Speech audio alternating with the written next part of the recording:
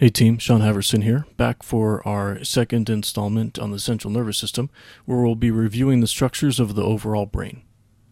Now, you really can't know too much about the brain. In fact, it's not even been touched on as far as scientific research. There's so much about the brain and what the connection is between structure and function that is still in study and will be probably for many decades to come.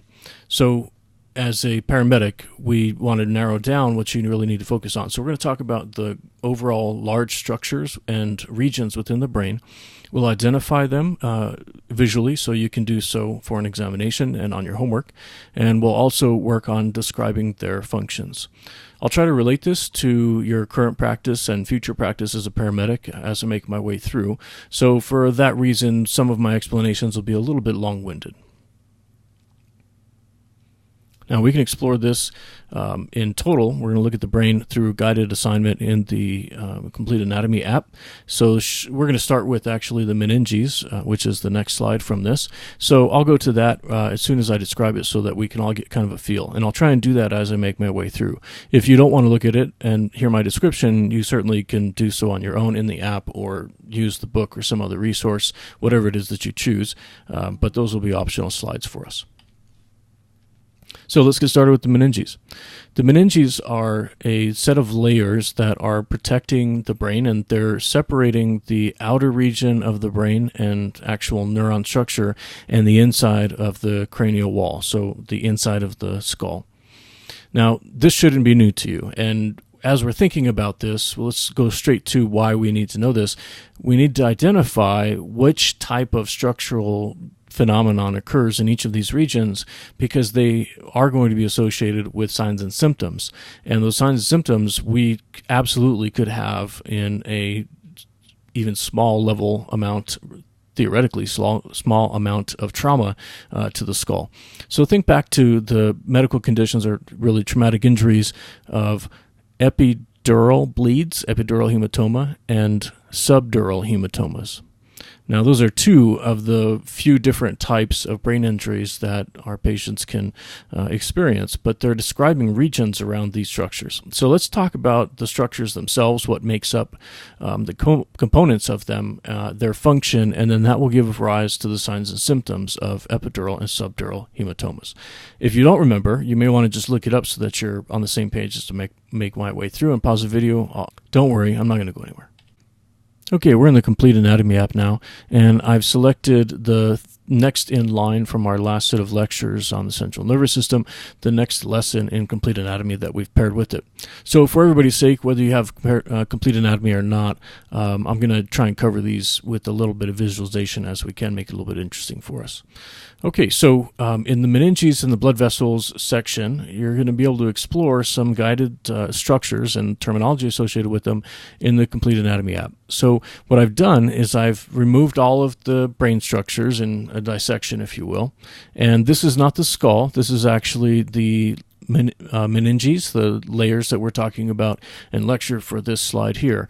And I've done so because it's important to memorize when learning about the meninges where blood vessels are located in relation to them. And that's important because there's different qualities of the bleeds that happen there, and that will give us different signs and symptoms. So let's connect some dots. There's also some videos on the app if you'd like to watch specifically of these bleeds. Okay, so I'm going to kind of turn here and show you that these would be blood vessels on the outside of the skull, and this blood vessel is actually on the inside of the skull, but on top of the meninges. So epidural means outside of the dura mater, and the dura mater sits between the skull and the arachnoid space. So in that space, the epidural space outside of the dura mater, we would say that the qualities of vessels there are kind of unique to the other areas because this is where arteries are. Now, arteries commonly follow bone throughout the body, and usually this is a really good thing. If you think about where your femoral artery is anchored, it's pretty deep in the thigh and not superficial, so a small gash in the thigh doesn't cause the person to bleed to death. But this case here, our brains aren't going to have the same protection as the rest of our body would, otherwise we would be blockheads, like probably literally literally. So what's occurring here is we have grooves on the inside of the skull. Now, when you're in the classroom, even if it's for lab, grab one of the skulls from the skeleton mannequins, take off its cap. Please make sure it gets back afterwards, but take off its cap and look inside, and you can see the actual grooves where arteries are on the inside of the skull. That's anatomically correct. So if there's arteries in this space, then if there's a bleed, we can expect what qualities compared to veins. Right, so an artery bleeds faster than veins and with more pressure, so bleeds here accumulate pretty quickly, unfortunately, compared to the subdural bleed. The downside is that you're probably more likely to have an epidural bleed than you are a subdural bleed, because we pass by the arteries to get to the veins that are in the subdural space. And I just gave that piece away. So the veins are actually sitting in the space between the pia mater, which is shrink wrap on the brain, and the dura mater. And in that area, there's a cobweb of tissue that's connecting in a spider web presentation. And that's where our cerebral spinal fluid circulates. It's also where we have a lot of veins. So the veins are going to help us with drainage, equalizing pressure, and cerebral spinal fluid is a good means of cushioning the brain with fluid from all sorts of basic trauma, but probably not effective for the mechanisms we see. And then it's also nutrient rich as well. So if we have a subdural bleed, meaning it's meaning it's deeper to the brain than the dura mater is, so it's between the pia mater, shrink wrap on the brain, and the bottom side or the inside of the dura mater, so the arachnoid space. So that's a subdural bleed, and since it's veins, they bleed a little bit more slowly over time, and their signs and symptoms will, because of that, come on more slowly. Signs and symptoms compared to the epidural bleed. Our epidural bleed usually has some presentations of symptoms associated with the phenomenon we call walking, talking, dead, in which the person will have an head injury. They'll briefly lose consciousness from the force of trauma, and they'll regain consciousness perhaps while you're on your way or when you get there. And so you could be interviewing this person and think they're totally fine if you're not looking at the mechanism of injury, and then as soon as you get that person to stand up and walk out of your rig, they collapse, fall unconscious, and generally die very quickly from that. So it could be that assigned refusal is administered on a patient that has an epidural bleed unknown to us if we're not investigating and remembering this anatomy appropriately. So as you look through here, look at the meninges in the brain. You can see the blood vessels are kind of left in place inside the cranium. These yellow structures or gold structures here are nerves. And went a little too crazy here, but I'm zooming in on the spinal cord. Although this is a central nervous system brain section, I left the spinal cord in place because the meninges are contiguous with the brain. So around the spinal cord, we have the same level layers of meninges. Cerebral spinal fluid will directly circulate through the spine from the brain. And when a person receives an injection like an epidural, they're receiving the anesthetizing medication into that space. So that's where the nerve block is associated with for cases where lower extremities maybe have to be operated on, and it's commonly known from its use in delivery. So what I'm indicating here, though, is not actually that injection. This little blinking red light, this is indicating pain on this app. So I've put this target here so that you can look at it, and it reminds you of nuchal rigidity. So nuchal rigidity is a phenomenon in meningitis, also applicable here. Not necessarily trauma-based, but meningitis is inflammation of the meninges, as the name suggests, and that inflammation tends to go not just in the brain. Meningitis often we think of as having a headache associated with it. They can also have backache and nuchal rigidity, and that's because of the swelling that's occurring right here, literally in the neck. So it's a pain in the neck, as it's described. Okay, we'll get back to the slides now. Okay, so moving on to another important structure in the brain. We're going to discuss the brainstem. Also has a section in Complete Anatomy, and there's also a couple of videos that you might be able to find in the Complete Anatomy app once you have access. The brainstem has three major sections in it.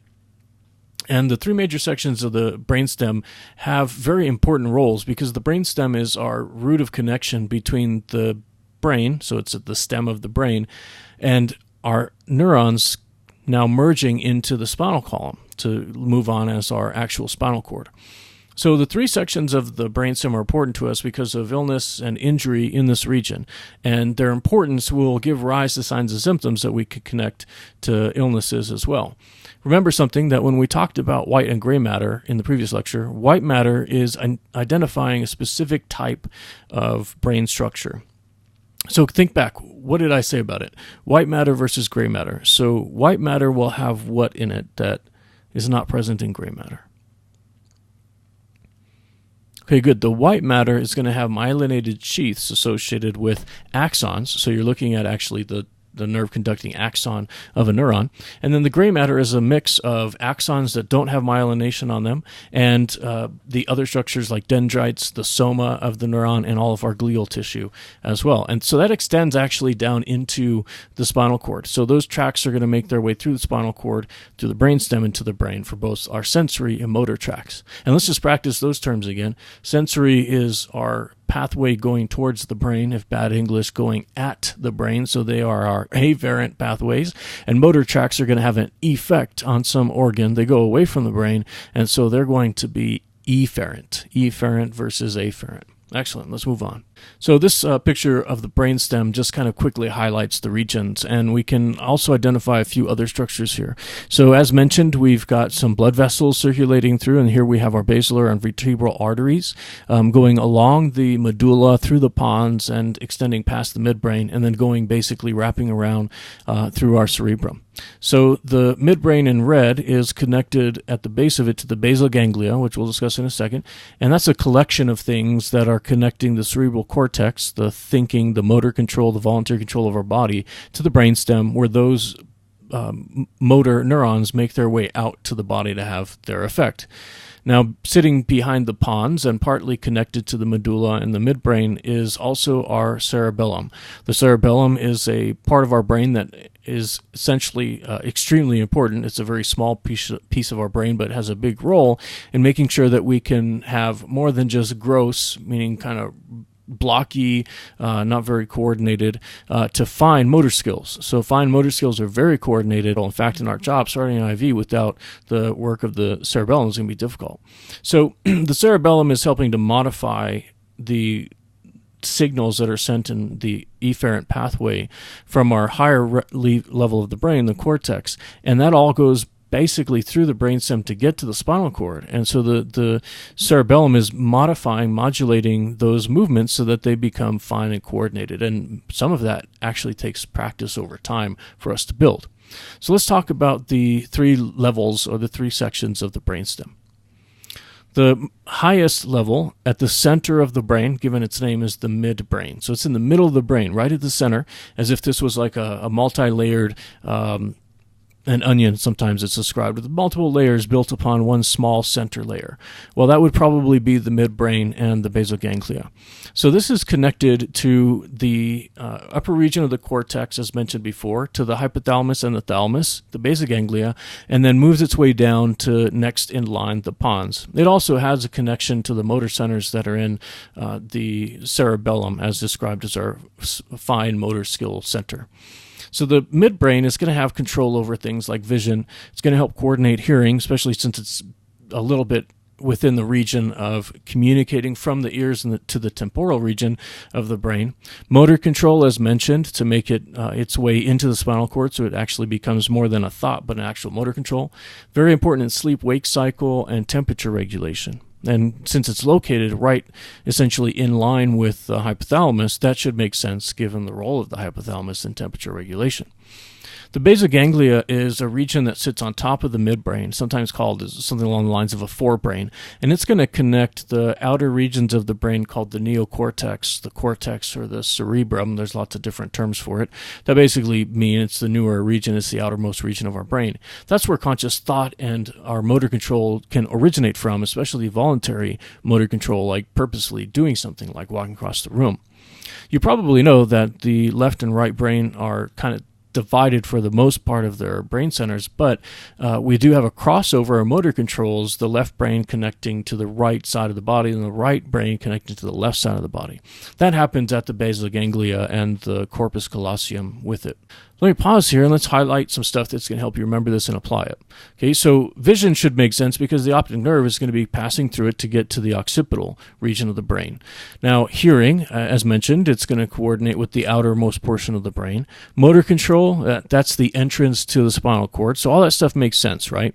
So the motor control, the hearing, the vision changes that can happen with patients that are suffering injuries or strokes in this region can be telling of what's going on. So if we have a patient that's suffering a traumatic brain injury and blood is accumulating, like in our previously described epidural hematoma, that's going to eventually push down on the brain. And when it pushes on the brain, the only place that the brain can exit is out of the base of the skull at the foramen magnum. The foramen magnum is where the skull is surrounding and the brainstem extends into the vertebral column. So if all the pressure starts on the outermost part of their body, of their brain, and then moves inward, it's going to start applying most of its pressure at the point at the center of their brain. That's the brainstem and the midbrain. So we notice that when patients have head injuries, especially with increasing intracranial pressure, their sleep-wake cycle is disturbed and they'll end up losing consciousness fairly easily. They'll have motor control off to a degree where it may be slurred, it might be sloppy, it might not be present to a side of their body perhaps. Vision changes as well, could be an early sign that they have, maybe even before we get to the scene after the injury. The dopamine production with the motor centers is an important neurotransmitter in the process. And remember that when we have our motor control centers associated with an injury that we talked about in the last section, Parkinson's, we end up with these tremors. And remember, we can't get dopamine across the blood-brain barrier, so we can't just give it to them because that's what they're low in. You can see now where it's connected to the motor center and those signs and symptoms. So we've identified what happens in a herniating head injury, and we've also talked about changes when the person's experiencing Parkinson's. So there's the connection we need to make for our practice in the field. Going deeper, or I should say probably leaving the brain and moving towards the brainstem, is now the pons. So the pons is below the midbrain, and it's essentially in the middle of the three. It's the middle of the three structures. Squeeze between the midbrain and below it, the pons. Below the pons is the medulla oblongata. The pons is really important in the beginning of some of our vital centers. The midbrain wasn't as important to some of those things, but we'll find that the pons and the medulla are essential in our what we call vegetative structures, our ability to use our vital controls. The vital centers are located in this region. So in the pons, we have the area where our pneumotaxic center is located, controlling breathing, and that's going to help us transition from inhalation to exhalation, a very important part of this process. And transitioning from inhalation to exhalation is timed perfectly to the stretch of the stretch receptors in the chest, and then also in the increase in pressure in that process. So if we take a deep breath in, we've basically let our pneumotaxic center rest for a while, and then we're going to convert over into the exhalation phase. So we can have varying levels of the person's breathing in depth form if we have an injury to the pons. That should make sense since Cheyne-Stokes ventilation has changing rate and changing depth associated with that pattern, where it starts off with apnea, starts off with very shallow and slow breaths, making deeper and deeper and faster in breaths to a crescendo, and then it goes down towards apnea in the same way, and happens again. That's indicative of head trauma and increasing intracranial pressure. Now let's look at the other things that are here too, because these are all associated with head injuries as well. Sleep, so lots of consciousness. Swallowing, a big part of a stroke injury often. Facial expression, part of our stroke assessment. Eye movement, part of our assessment for intoxication, hypoxia, following the 6 cardinal gazes, following the pen to the H pattern to check the working of cranial nerves. All of that stuff's originating here in the pons. Facial sensation, so another cranial nerve. Posture, bladder control, and sleep paralysis. And bladder control is a big part of head traumas. If a patient has lost continence and urinated on themselves after hitting their head, that's a significant sign. And then finally, before we exit the brain altogether, now enter in the spinal cord and spinal column, the medulla oblongata. The medulla is where our vital centers are located. So it has a very big role in all of the normal vital signs that we would take for a patient to determine what their standard is for ABCs. Their breathing is controlled here. Their autonomic nervous system controlling cardiac, respiratory, the vomiting center, and their blood vessel constriction versus dilation is all located in the medulla's vital centers. So the vasomotor center is going to change the patient's blood pressure, and this is sometimes associated with blood pressure changes and heart rate changes in the opposite direction that we would expect for shock are associated with significant head injuries, where they'll have a low, very low heart rate and very high blood pressure. Often patients with head injuries will also have bouts of sometimes very forceful projectile vomiting. So you can see as the pressure develops from an epidural bleed, a subdural bleed, or intracerebral, where the brain is broken apart and started to bleed, all of that pressure, since it has nowhere else to go except the brainstem, is going to magnify here, and that's where we get our signs and symptoms associated with head injuries and increasing pressure in the brain from medical injuries and infections. All right, so there's a whole section on that, viewing the brainstem inside the app that you can check out. Okay, so we've gone now from the brainstem and we've expanded out. So now we're basically between the brainstem and the inside of the pia mater.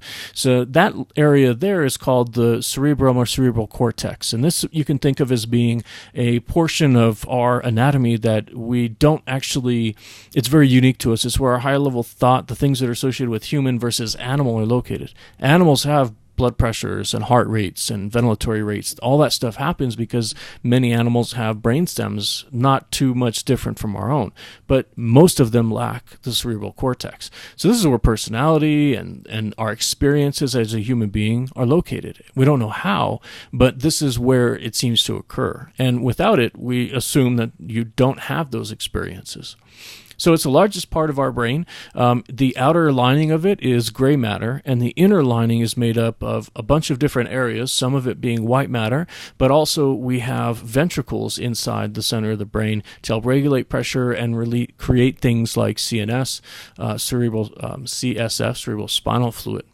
So injuries here and illnesses here can be pretty substantial depending on which area of the brain is impacted. Again, because we'll know what parts of the brain do what, we're going to then be able to say, okay, if this is what my sign and symptom is abnormal in my patient, this might be the part of the brain that's attacked or impacted by that injury.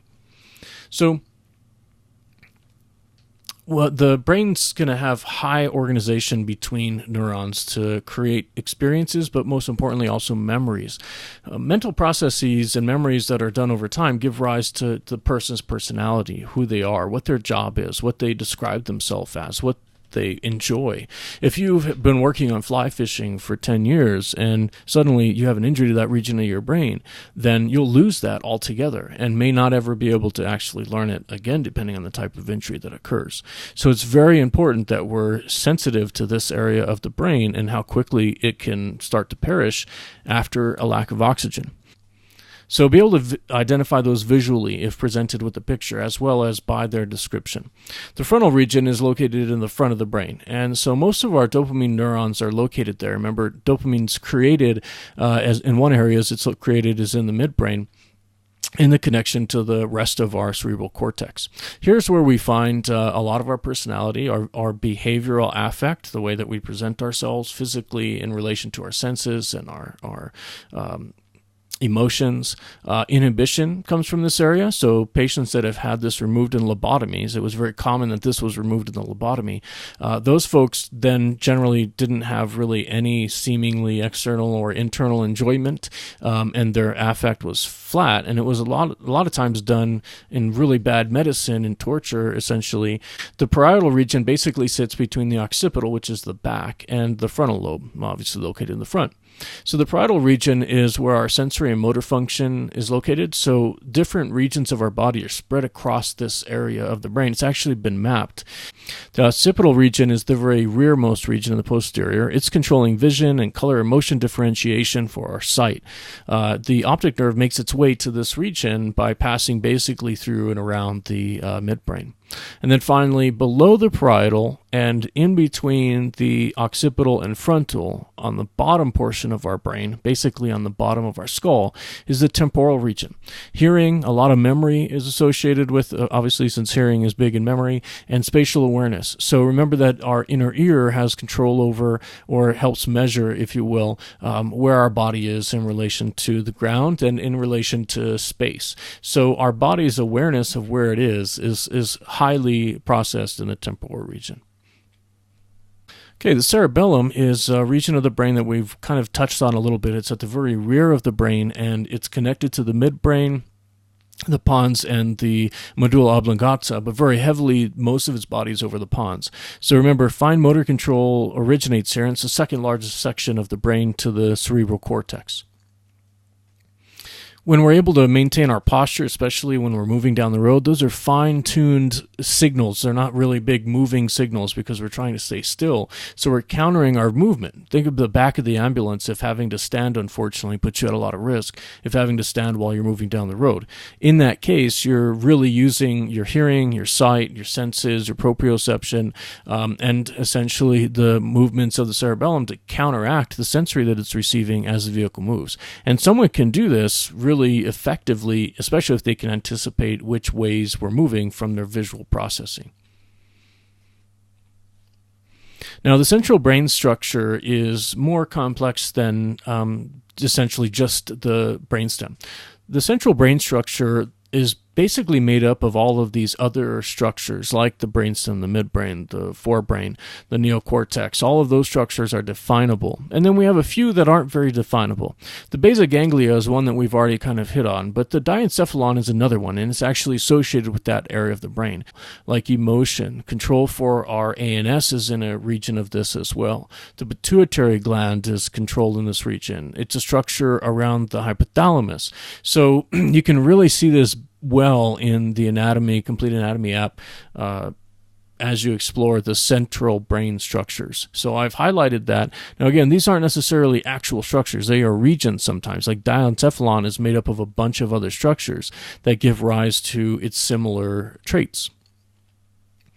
We can see here the diencephalon and the limbic system outlined, so they're parts of our other portions of the brain, and the structures that we have highlighted here all have specific roles. Not highlighted here at the bottom, that little P-shaped thing in front of the amygdaloid body, that's the pituitary gland, which is the master gland of our body. It controls, by communicating in a chemical way with the rest of our organs, what the brain wants to relay. So the nervous system and our chemical messenger system, the hormones, can make this work, and that's going to be connected directly to the central nervous system. An interesting gland that we'll explore quite a bit. Okay, the thalamus is a required topic for paramedics, and it's really a region that is right next to the brainstem, so works on core body functions. The hypothalamus, just underneath of it, is where our control of temperature regulation and metabolism comes about.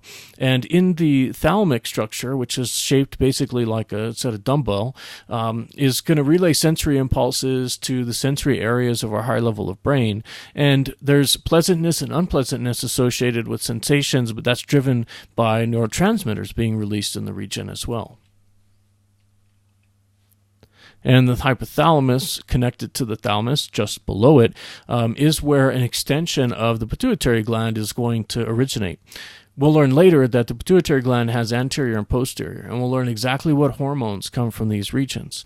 But for right now, separating anterior and posterior is important because the anterior pituitary gland is going to have an area of hormones that are released when the hypothalamus says to do so, but they don't come from the hypothalamus. They're released from the gland itself. That's different than the very few, compared to the anterior, the very few hormones released in the posterior pituitary gland, where the hormones are secreted directly from hypothalamus-related axons. So that can have direct control over our blood pressures, the temperature, and the circadian rhythm in that connection of electrical through our nervous system and chemical in the endocrine system. Okay, so all the structures are in the central brain region of the slides on complete anatomy. To wrap up the brain section of the central nervous system, let's talk about a couple brain disorders. Now, I'm just kind of hitting the highlights here. These disorders, especially the emergency disorders, are going to be covered again in other classes in the future. But we can apply what we already know to some of these things. Let's start with the CVA, the stroke. A cerebral vascular accident is going to be a irreversible disease process inside the brain, and it has two flavors we'll explore in just a moment. Both of those flavors are outlined in the Complete Anatomy app as well, and we often can't tell which one it is. So a stroke by itself generally has the same treatment, but we try to do the best we can for the one that can be reversed within parameters. We'll talk about that more a little bit later and in future courses. Let's talk about cerebral palsy. When we hear the term palsy, a lot of times that's associated with the paralysis of some portion of the body. Cerebral palsy is a condition in which the communication with the rest of our body from the brain is inhibited, specifically in our motor control and the control of voluntary muscles throughout the body. So in patients that have this, a lot of times they have paralysis of a limb, and they're not necessarily equally paralyzed on both sides of the body or through both limbs.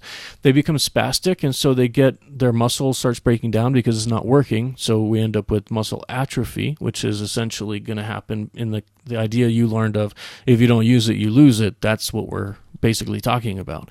And so this can also have not just the destruction of muscle tissue, but also they can have their limbs form into abnormal positions and pretty painful looking contortions as well. The big thing that can come up for paramedicine in this, aside from the actual disease and them not having motor control, so things like caring for themselves are virtually impossible. But this can eventually affect things like their control of breathing, and they can end up with paralysis of the chest and their diaphragm, and unfortunately asphyxiate, or they can have infections that come on early because they can't take deep breaths. So that's the worst case scenario a lot of times. There's certainly other things that can happen, but that can be some of the worst cases scenarios associated with cerebral palsy. Here's a picture of the patient with cerebral palsy and is able to move around. I've seen patients that can't move around. They're bedridden their entire life, so it can be progressive as well. Degenerative diseases will have a couple of subclasses below them. So there's dementia, Alzheimer's disease, Huntington disease, and then HIV, which is basically associated with dementia. So we're talking about HIV-based dementia in that case. When we're talking about dementia, there's a common term that we need to associate with it in opposition. It's really easy to memorize medical terms if we know its opposite as well. So dementia is often compared to delirium. Dementia and delirium.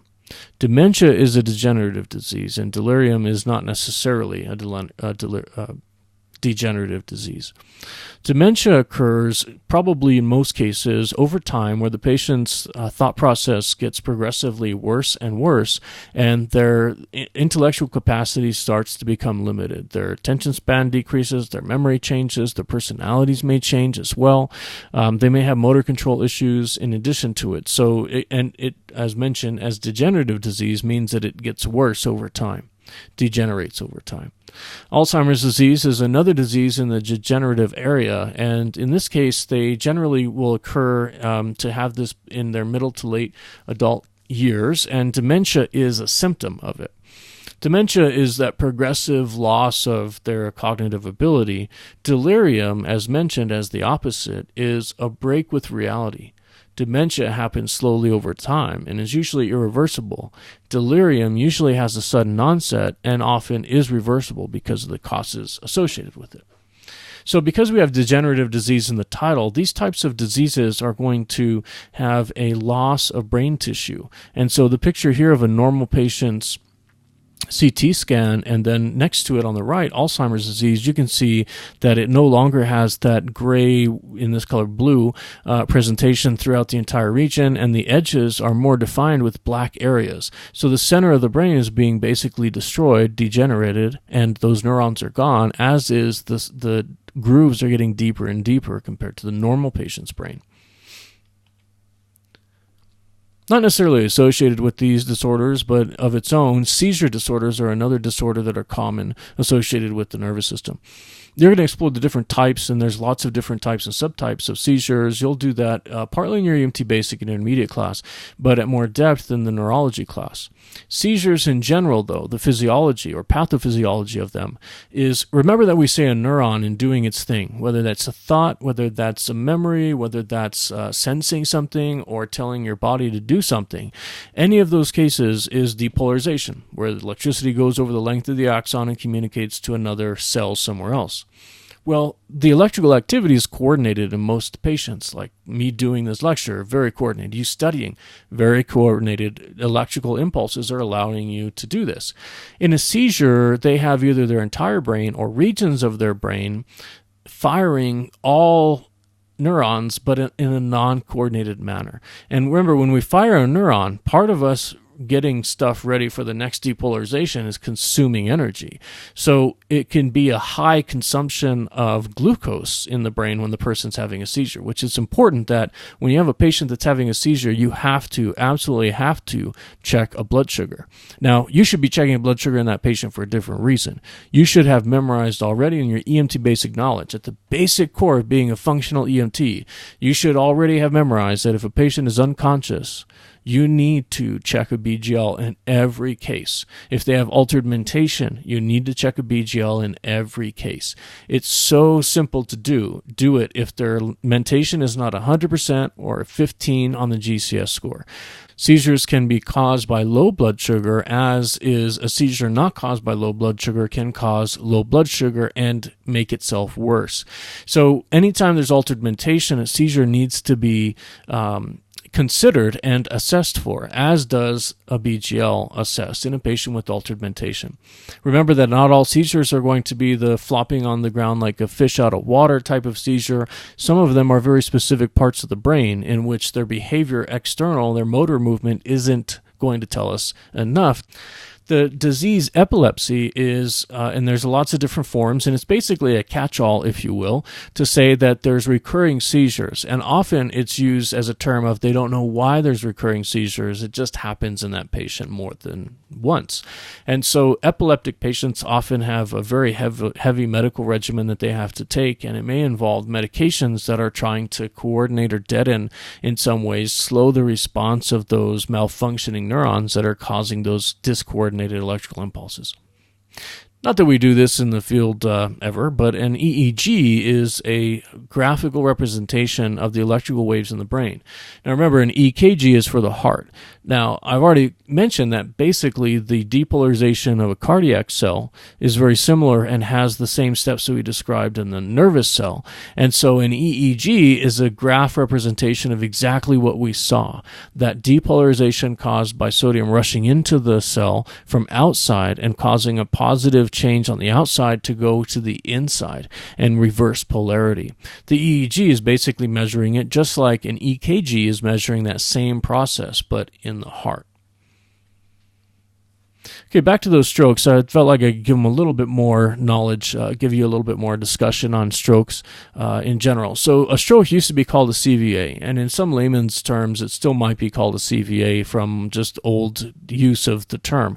Well, CVA is cerebral vascular accident, and it is cerebral and it is vascular, but most strokes are preventable by changes in lifestyle, medication, and other things that make it not a completely unpreventable event.